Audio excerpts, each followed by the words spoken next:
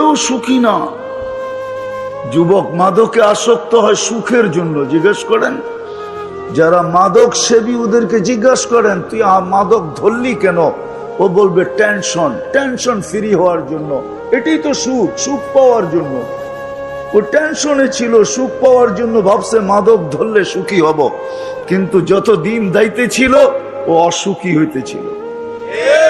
একদিন মাদক ওকে খায়া ফেলছে। ও তো আর মাদক খায় নাই, মাদক ওকে খায়া ফেলছে, খবরে পাঠায়া দিছে।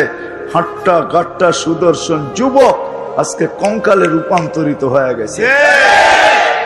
এখন আর কেউ ওর দিকে তাকাইতে চায় না, গড়ালাও ওকে সইতে চায় না।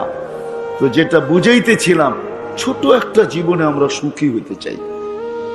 আসেন আজকে আল্লাহকে জিজ্ঞাসা করি।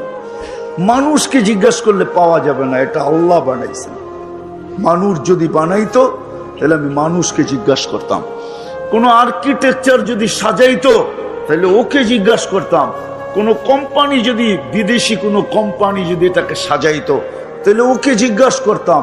এটাকে অস্তিত্ব দিছেন আল্লাহ, সাজাইছেন আল্লাহ, ফুটাইছেন আল্লাহ, সুরক্ষিত করেন আল্লাহ।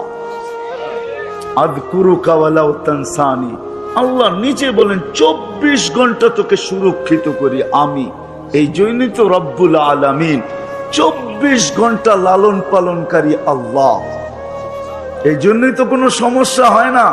এতগুলা লোক অক্সিজেন নিতেছে আর ছাড়তেছে, ঠিক না? একজনের গার উপরে আরেকজন বসে আছে, ঠিক না?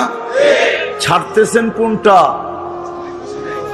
দূষিত, ঠিক না?